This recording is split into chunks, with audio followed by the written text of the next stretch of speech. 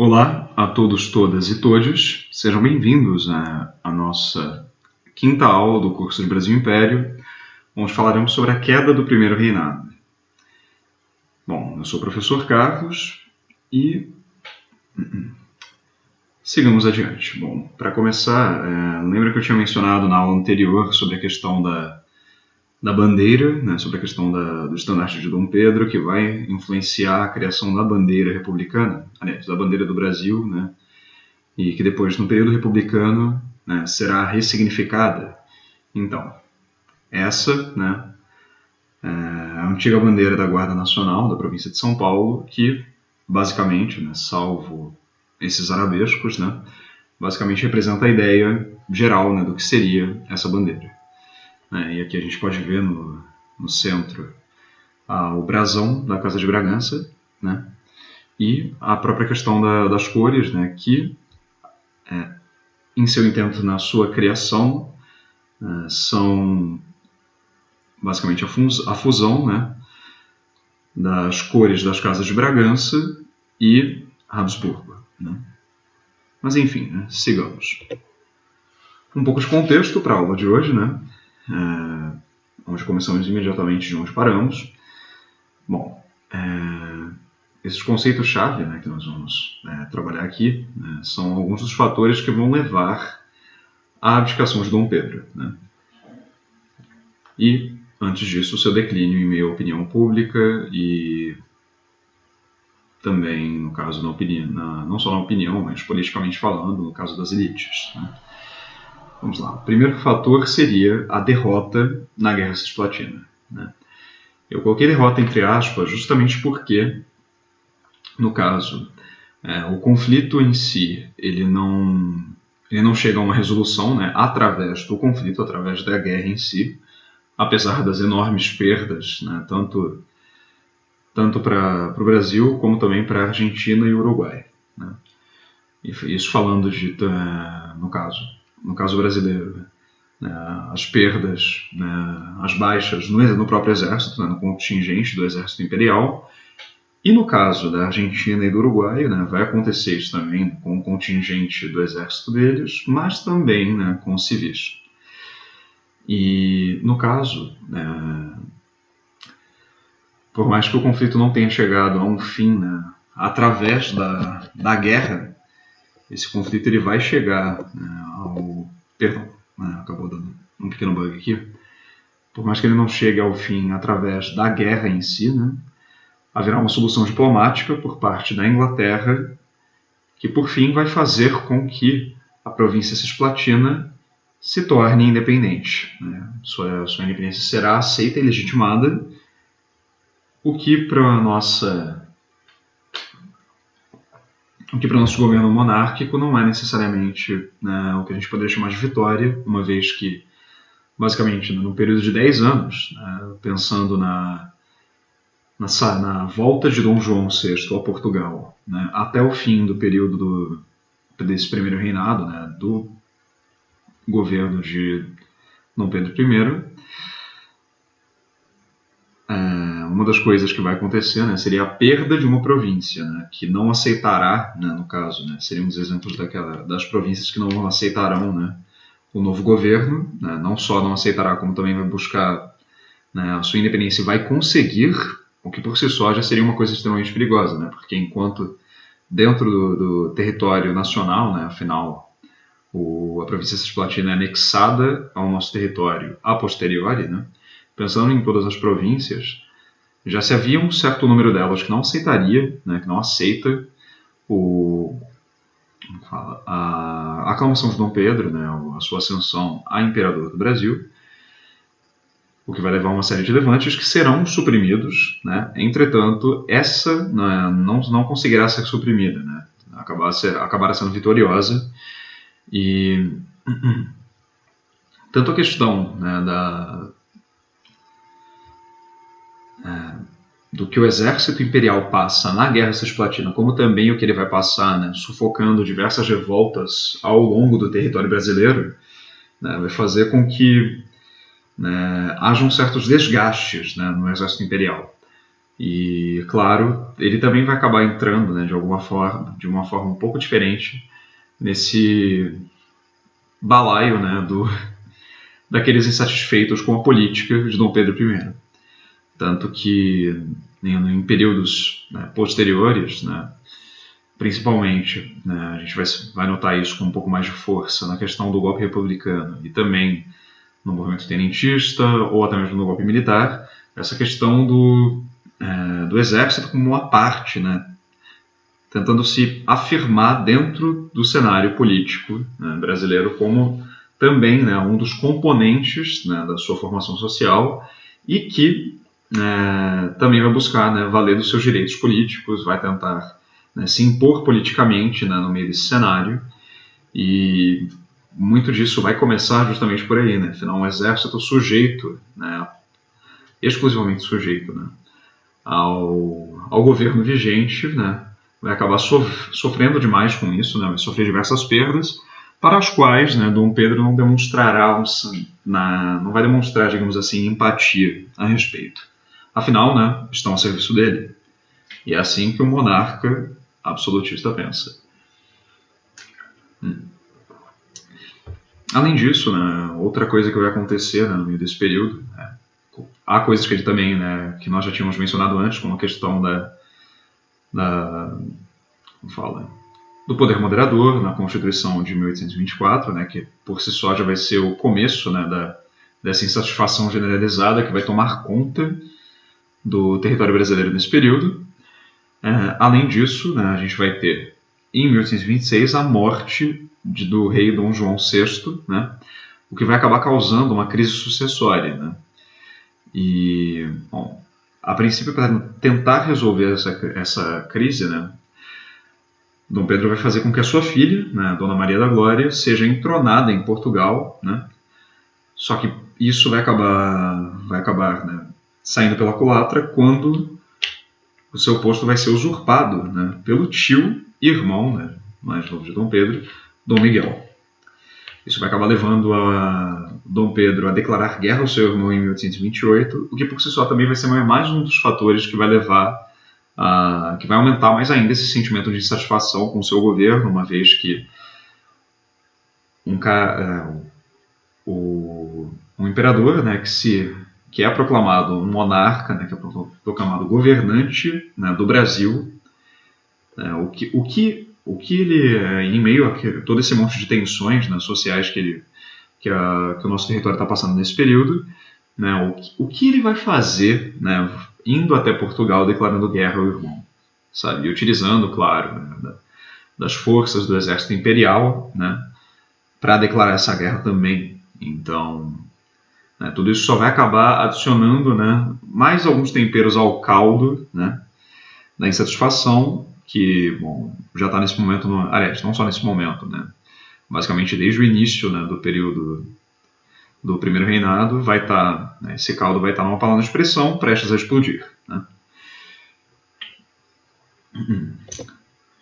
Então vamos lá, né?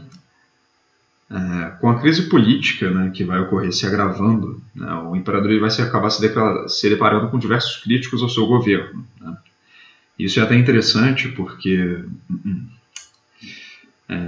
não só dentro do território brasileiro ele vai, né,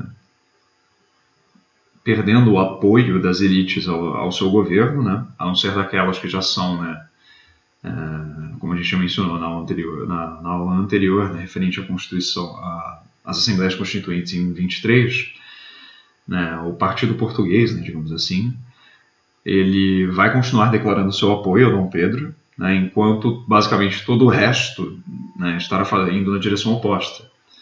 Né? E não só no Brasil isso vai ocorrer, como também, né, vai haver um impacto a toda essa questão no cenário internacional.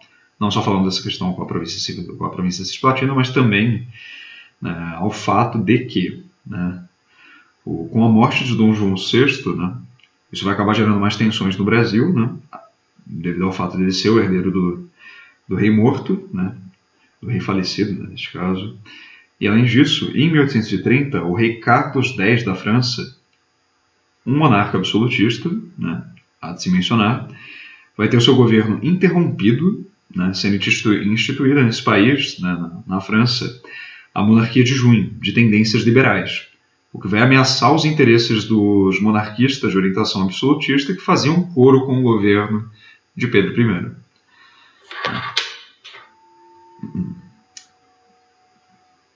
Em meio a todas as tensões, né, o Dom Pedro ele vai tentar fazer uma espécie de comitiva pelas províncias, né, buscando, né, reforçar o apoio, né, daqueles lá que já o apoiavam e também tentar angariar o apoio dos liberais, né, que nesse momento já se mostram completamente contrários ao seu governo. Né. E essa visita, na realidade, essa comitiva, mal vai começar e já vai ter um fim trágico, né, digamos assim. Porque uma vez em que ele faz uma visita aos liberais de Minas Gerais, em 1831, ele não é, né, muito bem recebido nessa província. Na realidade, ele é recebido com indiferença. Né? Então, tanto que uma coisa que vai acontecer, né, à medida que a sua comitiva vai chegando, por exemplo, nas casas, vão fechar as janelas e as portas, ninguém vai recebê-lo, né, além dos seus apoiadores, o que com certeza não vai deixá-lo muito contente e já vai mostrar para ele que, né, por assim dizer, sua batata está assando. Né? Ele não é. E depois disso, né, desse episódio, quando ele regressa ao Rio de Janeiro, né, os portugueses, né, residentes na cidade, e que eram seus partidários, claro, vão fazer uma festa, né, aliás, não só festas, como também manifestações de apoio a ele, né, o famoso protesto a favor, né, já começa nessa época, viu? Não é coisa exclusiva do Brasil do século XXI, vejam bem, o que na realidade torna esse tipo de coisa um pouquinho mais perturbadora, mas enfim, né? Eles vão fazer uma festa, né, com luminárias para receber o imperador. Né? E aí os brasileiros, extremamente descontentes, né, como já sabemos, vão começar a quebrar as janelas dos portugueses, né, que estão ali, né, todos pimpões, né, em suas manifestações de apoio ao imperador, né, totalmente fora da realidade, né, em relação ao resto do país, né, e pensando no caso do Rio ao resto da província, né. E aí, né, eles vão acabar respondendo, né, a essa reação, essa reação hostil, né, da parte dos brasileiros, e vão, né, revidar atirando garrafas contra, né, os brasileiros, constituindo assim esse episódio, né, que vai ser chamado de A Noite das Garrafadas. E além disso, a gente também vai ter, né, o Ministério dos Marqueses, que é basicamente o quê? Após esse episódio da Noite das Garrafadas, Dom Pedro vai tentar instituir um ministério composto por brasileiros, né? Uma espécie de gesto de boa-fé àqueles que já não o estão apoiando, tentando buscar, né, apaziguar as tensões dentro do território. O problema é que, basicamente, né, assim como a sua visita a Minas Gerais, a formação desse ministério vai ser recebida com indiferença, não vai mudar em nada essa questão das tensões. E aí, logo em seguida, né, dentro de 2 semanas, a partir da formação desse ministério, ele vai ser, dissolvido, e aí ele vai criar esse tal Ministério dos Marqueses, né, cheio de apoiadores ao seu governo. O que com certeza não ajudou também, né, não vai ajudar também nessa questão das tensões.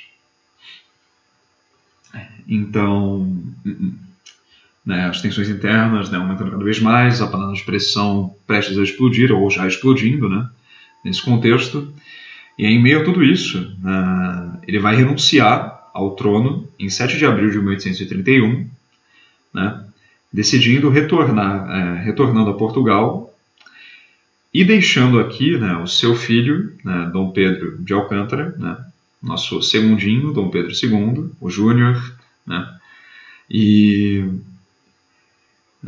ele vai até dizer, né, no bilhete, né, de abdicação, né, usando do direito que a Constituição me concede, declaro que, ei muito involuntariamente, abdicar em favor da pessoa, né, em favor da pessoa do meu muito amado e prezado filho, o senhor Dom Pedro de Alcântara. Né.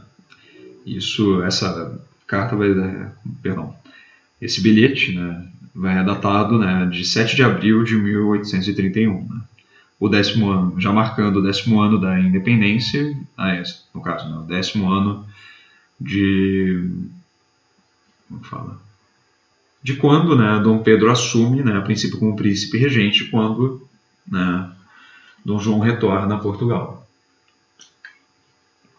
para resolver a questão das Cortes de Lisboa, né, que estão ali com seus arroubos constitucionais, né, o que com certeza, novamente, né, para uma monarquia absolutista não é nada interessante. Né. E assim, há de se mencionar que essa questão, né, da abdicação e dele deixar o trono basicamente em favor de uma criança de 5 para 6 anos de idade pode parecer um tanto quanto absurdo, mas na realidade era algo que já estava previsto na Constituição de 1824. Né. É uma das coisas que estarão previstas ali, assim como também, né, a formação de um governo provisório, né, uma regência provisória, né, até que ele alcançasse a maioridade, ou seja, os seus 18 anos. Entretanto, algumas coisas vão entrar no caminho, isso vai ser, né, antecipado, e no fim, o período regencial só vai durar, né, 9 anos, né, quase 10 ali. E acredite, né, nesse período, né, tão curto, muitas transformações vão acontecer, né, muitas tensões, dentre outras coisas, né, que vamos abordar na próxima aula. E assim, né, já entrando na nossa conclusão, bom, o que a gente pode dizer, né, de tudo isso é que basicamente, né, nós temos aqui, né, já logo no período da independência, né, por que é tão fácil, né, digamos assim, a mesma elite que coloca, né, Dom Pedro no poder, depois passar, né, a rechaçá-lo e a lutar, né, digamos assim, a se revoltar, né, pela sua, como falo, isso no caso, né, pensando nessa elite, né, cada uma dentro da sua respectiva província, né, lembrando, não temos ainda uma unidade nacional nesse período. Por que elas vão tentar, né, por que elas vão, né, as mesmas elites que o colocam no poder vão depois buscar, né, de certo modo, tirá-lo ou pelo menos invalidar o seu poder sobre as suas respectivas províncias.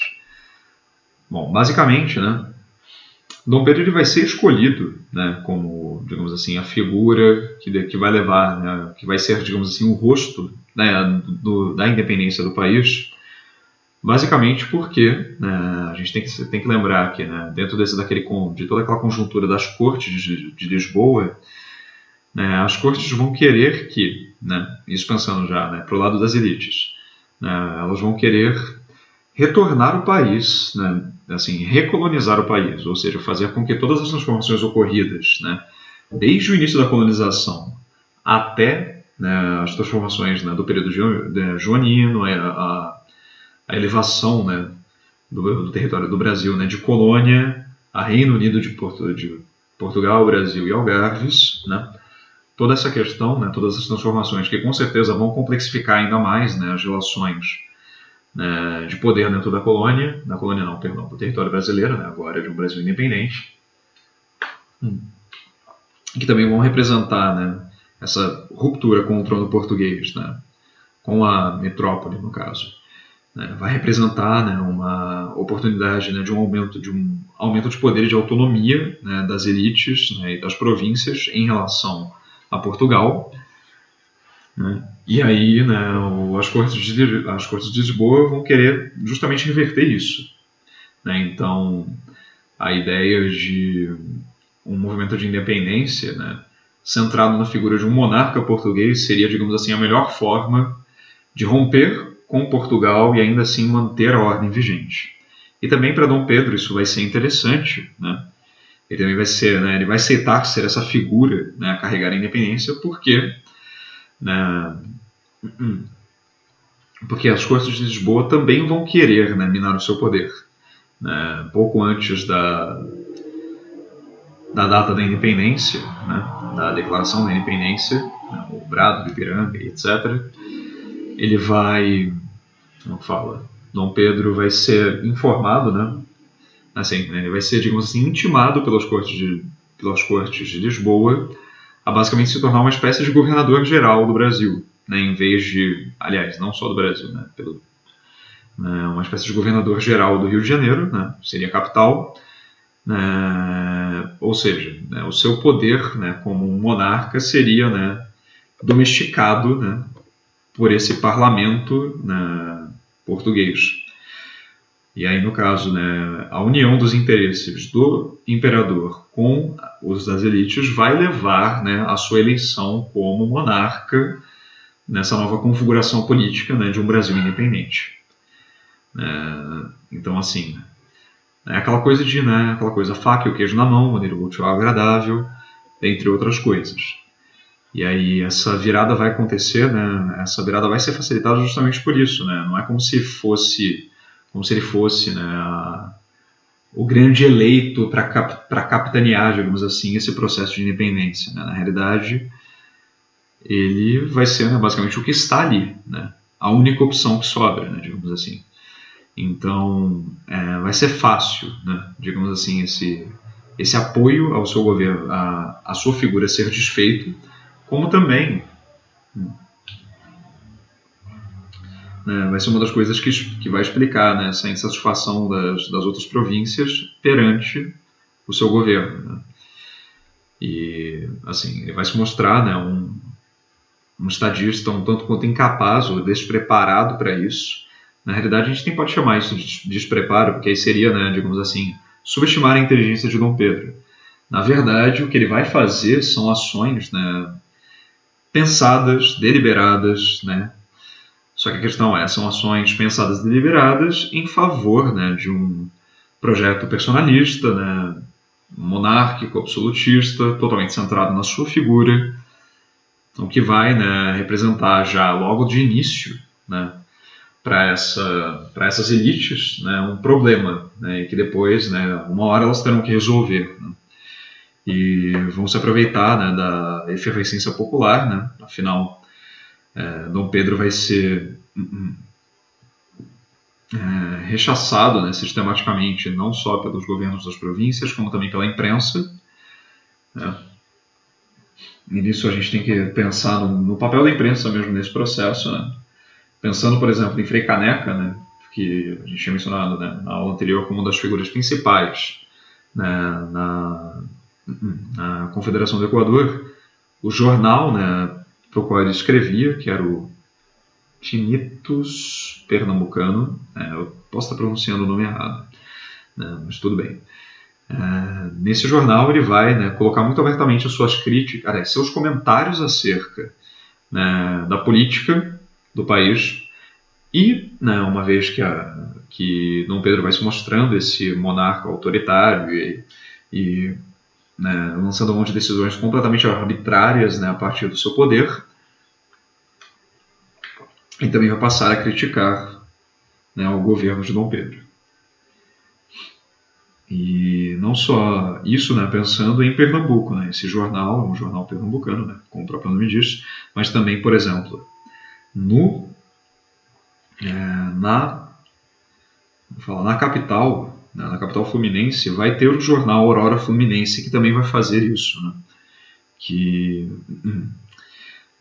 são dois exemplos, né, da insatisfação liberal. Afinal, os liberais, eles são, né, parte desses liberais vai ser composta de, né, profissionais liberais. Né? Dentro disso vão se incluir os jornalistas, né? A questão dos jornais, da imprensa e tudo mais.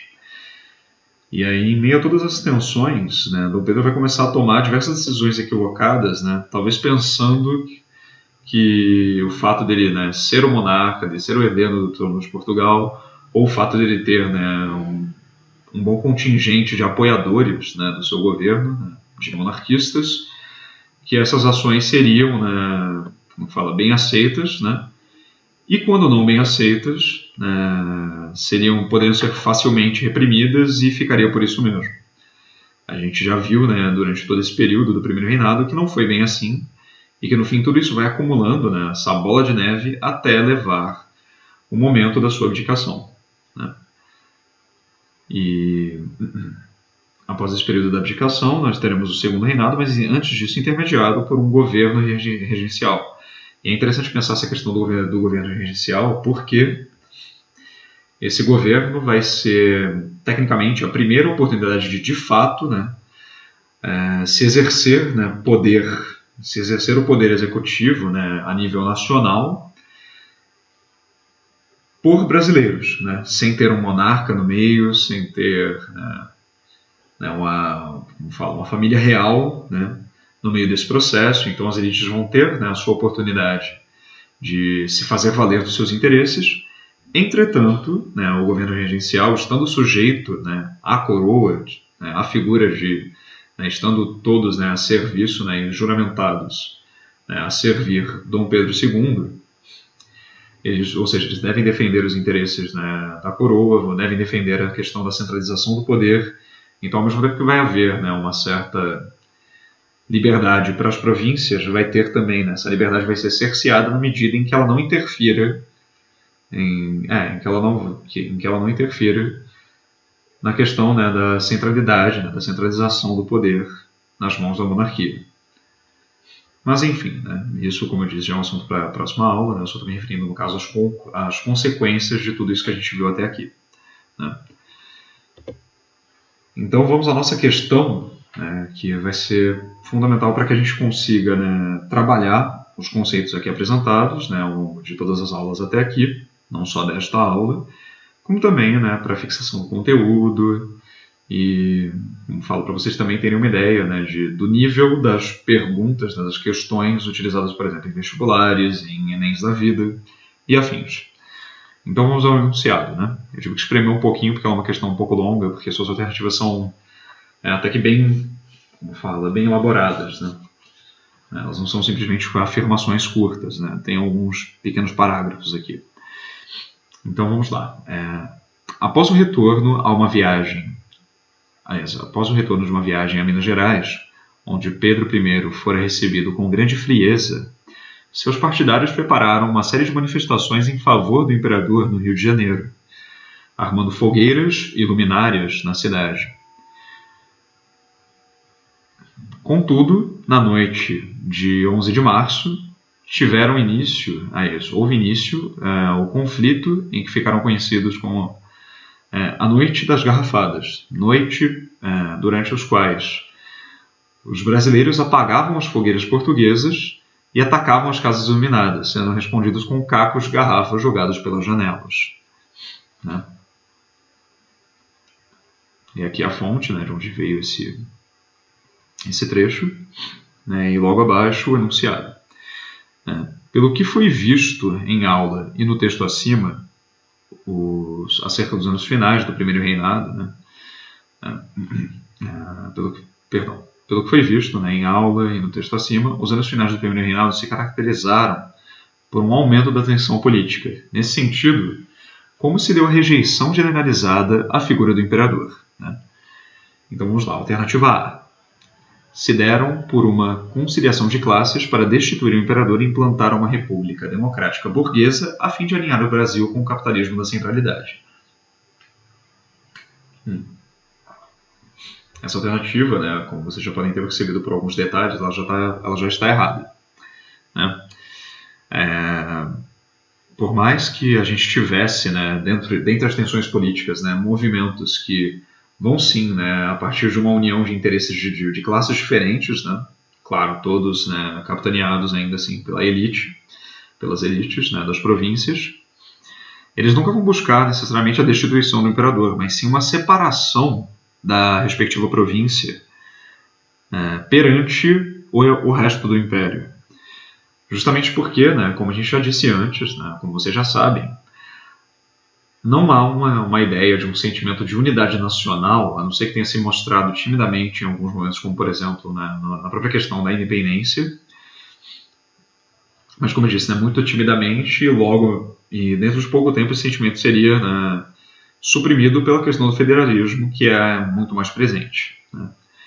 Então, assim, eles não vão procurar destituir, não vai se procurar nenhum desses levantes, né, separatistas a destituição do imperador. Né? E, no caso, nem em todos eles vai se procurar implantar, né, uma república, e ainda mais uma república democrática burguesa, a fim de alinhar o Brasil com o capitalismo da centralidade.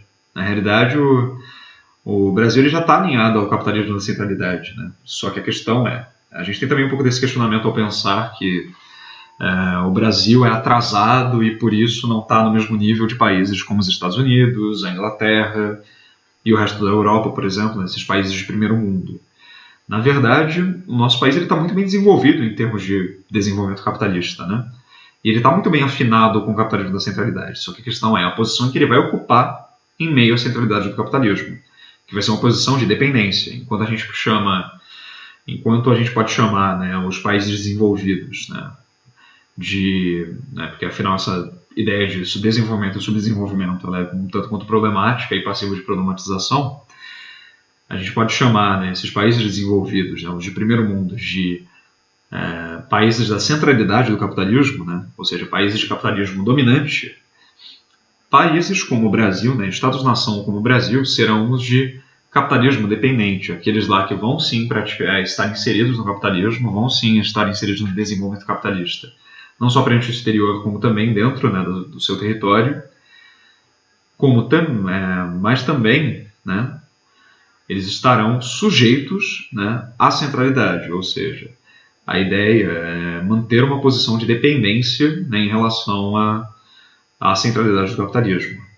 E você pode estar se perguntando, nossa, e por que as nossas elites, né, se sujeitariam a isso? Né? Ainda mais a gente vendo como eles vão reagir, né, às medidas da coroa portuguesa ao longo do período colonial e agora nessa primeira parte do Brasil Império, de um Brasil independente. Né, por que eles vão decidir se sujeitar à centralidade do capitalismo? Né? Isso vai acontecer justamente porque assim, a gente pensar uma burguesia, uma elite nacional, não quer dizer que ela seja de fato, né, esteja preocupada de fato com o bem comum da nação. A não ser que isso, em alguma medida, sirva para manutenção ou para obtenção de mais poder.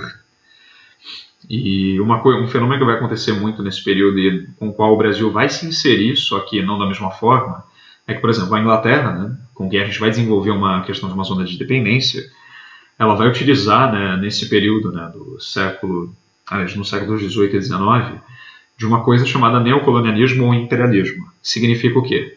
Né, em vez de uma simples conquista do território pela via militar, como vai acontecer, né, quando as potências europeias, né, principalmente lá no começo, né, Portugal e Espanha, quando descobrem, né, a América, né, os territórios americanos, a Inglaterra ela vai fazer o quê? Né? Em vez de simplesmente apenas impor, ela vai fazer alianças com as elites locais, né? E aí, em troca da manutenção do poder dessas elites, ou seja, elas continuam no poder ou até ganham mais poder, ou seja, né, seus interesses serão resguardados, né, em alguma medida, o território como um todo, né, o território conquistado nesse sentido, vai estar sujeito, né, as elites vão permitir a sujeição, né, desse Estado-nação, afinal, vai permitir o desenvolvimento político em algum nível, só não necessariamente numa questão de independência, né, mas até mesmo esses conceitos de independência, né, pensando na lógica de colônia e metrópole, né, ou seja, colônia e nação independente, vão ser relativizados, né, vão ser bastante flexibilizados, né, em meio a essa ideia do neocolonialismo. Já que, por exemplo, né, uma das colônias mais notáveis da Inglaterra é a Índia, né?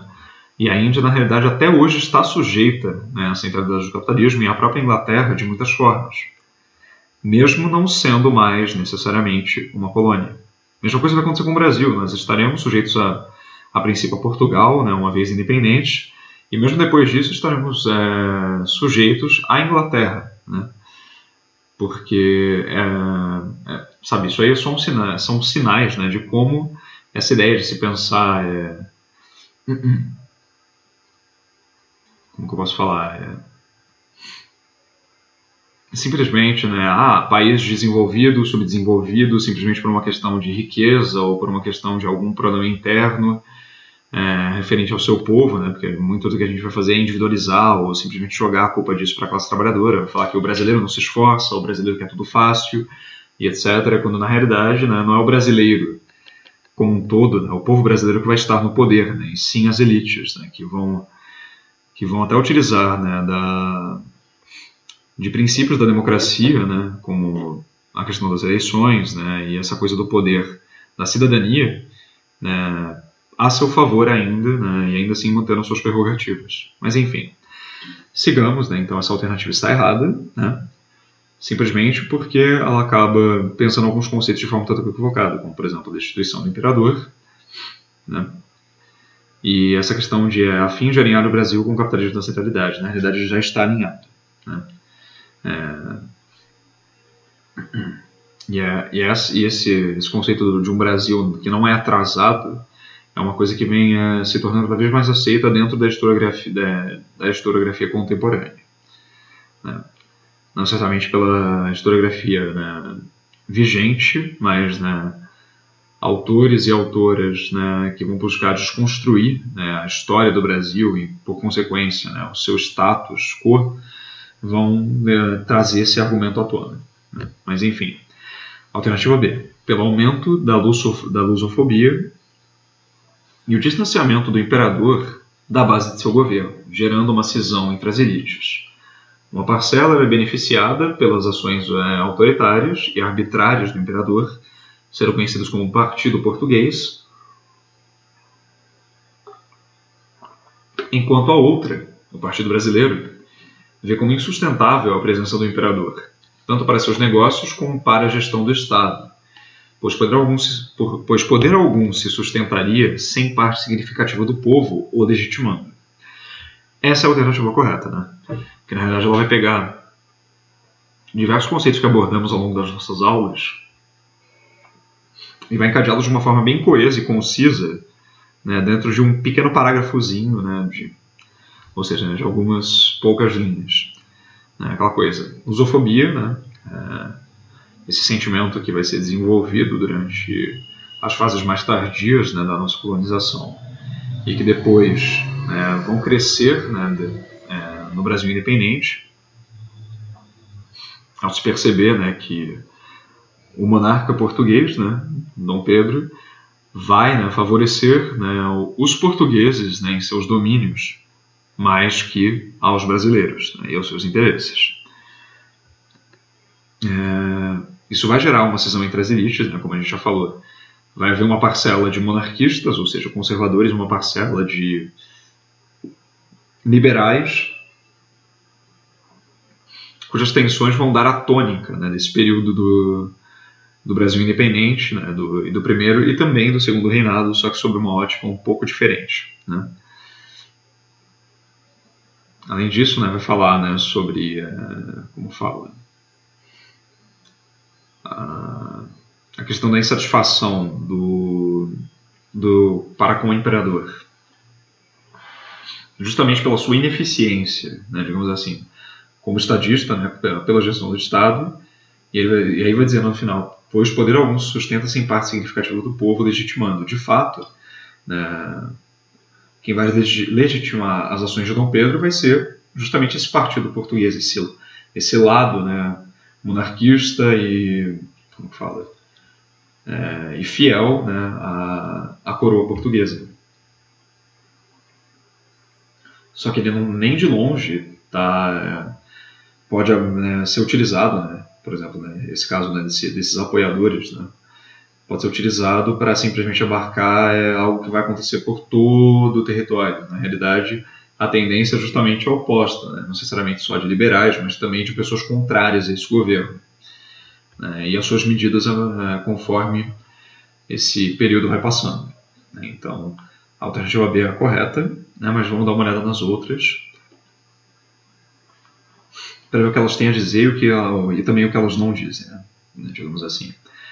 Vamos lá, alternativa C, né, se deu pela falta de carisma, pouca habilidade de Dom Pedro I para administrar o Estado e fazer valer sua vontade, fora os altos escândalos acerca de sua infidelidade matrimonial. Então vamos lá, né?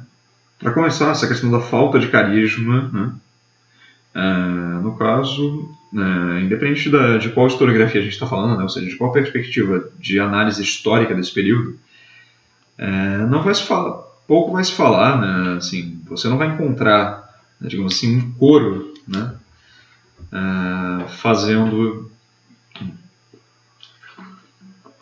criticando o carisma de Dom Pedro. Na realidade, né, ele, justamente em virtude da sua relativa proximidade, né, com a realidade brasileira, pelo fato dele não ser, digamos assim, um nobre no sentido mais tradicional da coisa, ser meio...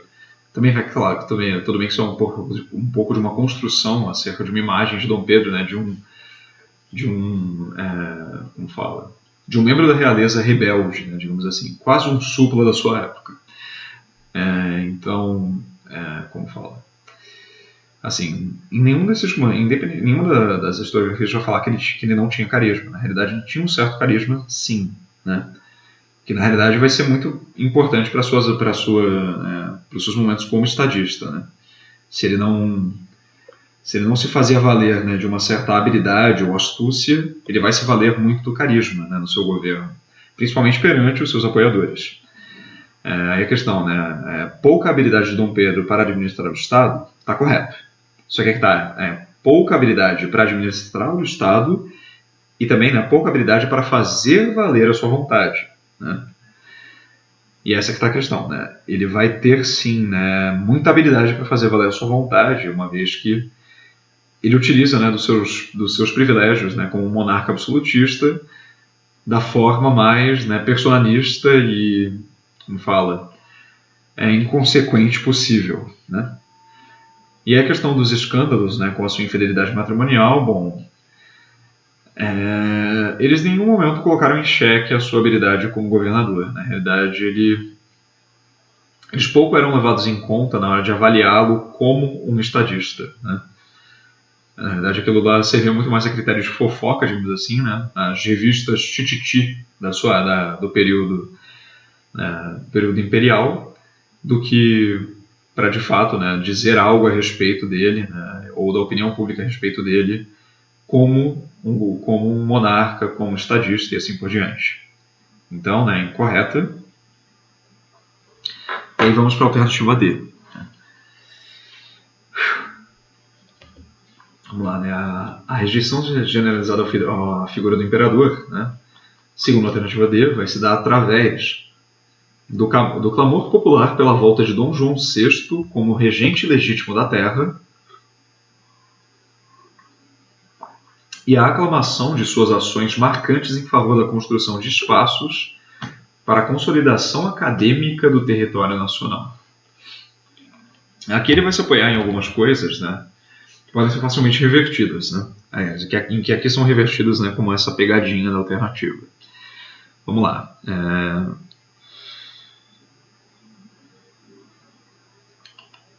Essa coisa de clamor popular pela volta. Vamos dizer assim que ele não existe, né? Por mais que a coroa portuguesa no seu tempo no Brasil tenha sido bastante querida, né, pelo povo, não necessariamente, né, vai se clamar pela sua volta, né? Afinal, a gente tem, por exemplo, com a sua saída, chega Dom Pedro, ou seja, uma continuidade dessa mesma coroa, dessa mesma família real, né? Que depois, claro, né, vai ser um tiro pela culatra, né, como a gente já viu, mas, né, não vai haver, digamos assim, um clamor pela volta de Dom João, ou pelo menos não de forma assim tão substancial a se fazer, né? É aquela coisa, uma andorinha só não faz verão, né? E a parte, né, por exemplo, ações marcantes em favor da construção de espaços para a consolidação acadêmica do território nacional está se referindo ao fato de que dentre as reformas, né, urbanas que Dom João vai trazer, algumas delas vão ser, né, referentes à construção de universidades e afins. Só que aí no caso, né, bom, a alternativa já está incorreta pela primeira parte, né, a questão desse clamor popular pela volta, mas essa questão de espaços para a consolidação acadêmica do território nacional não vai ser em toda a colônia que isso vai ser, em toda a colônia não, em todo o território, né, em todas as províncias que isso vai ocorrer, né, essa questão da construção de universidades e etc. E também vai haver uma coisa, né, que, assim, Por mais que durante o período joanino a gente tenha a construção de diversas universidades aqui, entretanto, o ensino básico, digamos assim, vai continuar a ser sucateado para a maior parte da população, fica apenas, digamos assim, restrito às elites. Então, espaços para consolidação acadêmica do território nacional é um tanto quanto um exagero, uma forçada de barra, digamos assim. Então, a alternativa D é incorreta. E, por fim, a alternativa E, através da lusofobia herdada desde o princípio da colonização.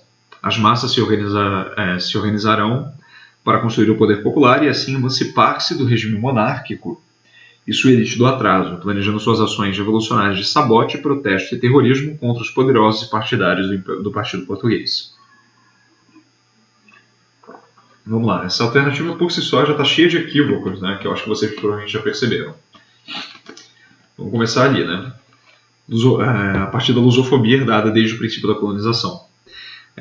Esse conceito de lusofobia ele é um tanto quanto relativo, porque uma coisa que vai ser desenvolvida, por exemplo, no período das revoltas no Brasil colônia, vai ser uma espécie de aversão à administração colonial.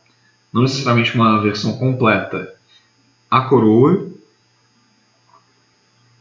tampouco a ideia, uma lusofobia, propriamente dita.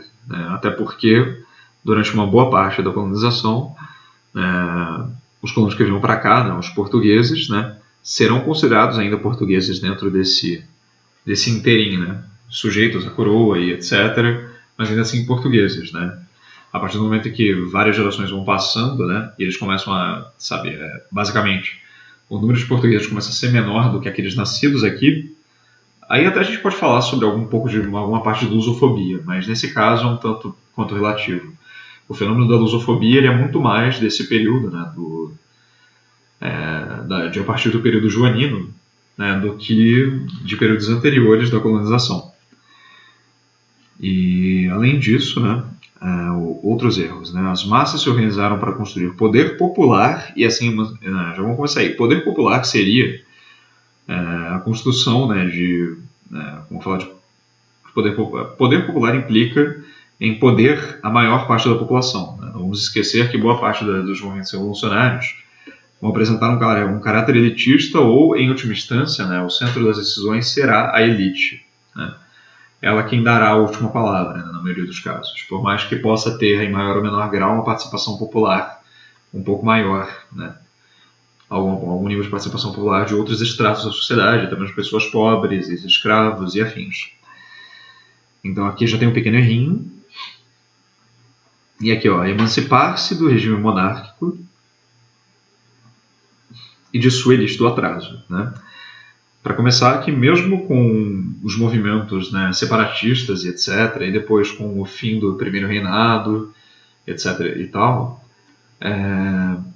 não vai se abandonar o regime monárquico. Ele vai continuar em voga, justamente porque dentro dessa ideia do regime monárquico existe toda uma forma de organização político-social que ainda é muito relevante, muito importante para a consolidação do poder das elites dentro do nosso território, das nossas elites. E as massas se organizarem contra as elites,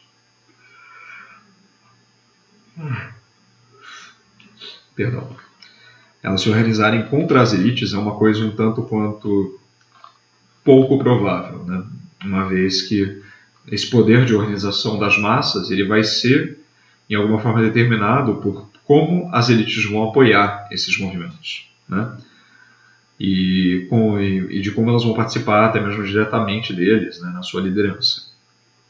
Então, assim, esse conceito da elite do atraso seria um conceito bem mais recente, na nossa historiografia, ou seja, não se falava em elite do atraso nesse período, não tinha como defini-la como tal, como parte do seu modus operandi essa coisa do atraso, e até mesmo essa ideia de atraso é um tanto quanto problemática, à medida em que, por exemplo, ao falar da questão de alinhar o Brasil com o capitalismo, do Brasil ser atrasado, etc., são alguns dos mitos reforçados pela nossa historiografia e pela questão ideológica mesmo, justamente para buscar justificar, né, sem ir à raiz do problema, o fato de nós sermos um país, né, extremamente desigual, que pratica avidamente, né, digamos assim, em todas as instâncias, né, do seu funcionamento como Estado, opressões, né, a diversas minorias e assim por diante, né. E aí, ó, planejando suas ações revolucionárias de sabote, protesto e terrorismo contra os poderosos e partidários do Partido Português. Essa parte talvez seja a menos errada aqui. Só que ainda assim, né, essa ideia de ação revolucionária implica em mudança do status quo, o que não necessariamente, né, ou pelo menos não de uma forma efetiva, não será necessariamente o objetivo, né, dos revoltosos aqui no nosso território. A ideia de uma revolução, ou seja, uma reviravolta completa na ordem do poder, a sua total substituição ou derrubada, é algo que não está posto, ou se está posto, é por uma pequena minoria, né, como, por exemplo, no caso dos liberais radicais. Então, bom, basicamente é isso, né, através da elucidação assistida dessa questão, encerramos a aula de hoje. E na próxima aula vamos ver como vai se dar, né, o período regencial e todas as questões que, né, vão levar, né, depois a antecipação da maioridade de Dom Pedro II. Muito disso relacionado ainda àquelas tensões sociais, principalmente entre, né, como falo, interesses centralizadores e interesses federalistas. Então é isso, classe. Até a próxima aula.